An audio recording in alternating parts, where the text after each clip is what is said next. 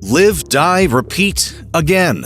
Here's why you haven't seen Edge of Tomorrow 2, and why you might not for a long time yet.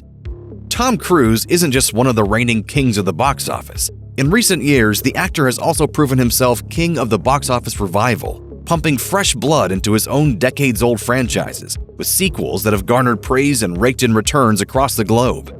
In 2018, the sixth Mission Impossible film became the series' most lucrative, bringing in nearly $800 million worldwide. I am the storm. In 2022, Cruise one-upped himself with Top Gun: Maverick, which earned an astounding $1.48 billion at the global box office. The 60-year-old action star has clearly got the juice, and the only question now is where he'll apply his cinema-saving stardom next.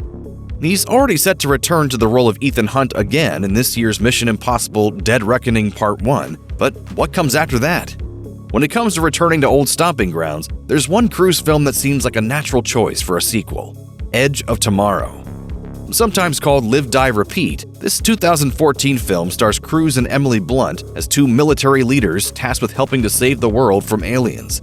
Their mission is interrupted and complicated when Cruise's character, Major Bill Cage, gets caught in a time loop after exposure to alien blood. The film was well received, and SlashFilm's own review called it a movie that takes a rewarding time travel conceit and builds upon that construct in a way we've never seen.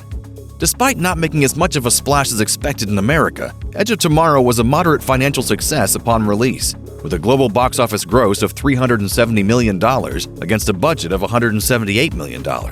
Those aren't Top Gun numbers by any means, but with Cruise's knack for punching up sequels, they're enough to warrant a second installment. The cast and crew apparently agreed as well.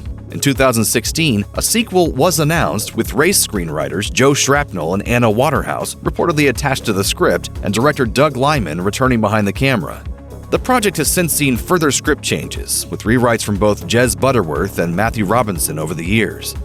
In the 6 years since it was first announced, an Edge of Tomorrow sequel has failed to materialize, but that hasn't stopped the cast and crew from talking up the prospect of another chapter. In 2021, Blunt told Entertainment Weekly that she had read a script that was in really great shape, while way back in 2016, Lyman told IGN that the follow-up film is going to revolutionize how people make sequels. The first Edge of Tomorrow film was a complex, special effects-heavy time travel story, and it sounds like the sequel would be equally ambitious. In 2021, Blunt spoke about the future of the film in an interview with Howard Stern, and even worried that it might be too expensive. Honestly, I think the movie's too expensive. Is that what it is? I just don't know how, I don't know how we're going to do it. The actress noted that she, Cruise, and Lyman would each still love to do the movie, but that it's difficult to align everyone's schedules.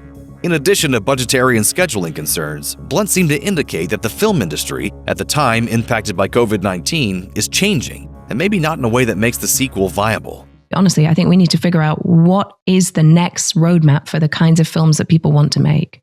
Lyman, meanwhile, seems confident in the idea behind the Edge of Tomorrow sequel, but says it needs both its stars in order to get it off the ground. In 2021, he told Collider, "If you can get Tom Cruise and Emily Blunt to commit to the movie, it's going to happen."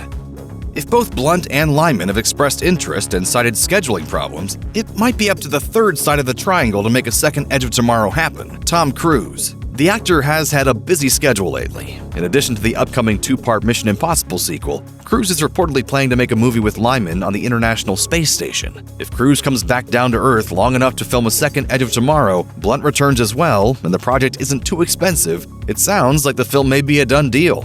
But those are some pretty big ifs. In the meantime, Lyman says the idea for the second film is one that would center its stars with a character-driven sequel. He told Collider, "I get sometimes a sequel just has to have more firepower or more explosions, but no visual effect is going to top what you're going to get from a great scene performed by Tom Cruise and Emily Blunt."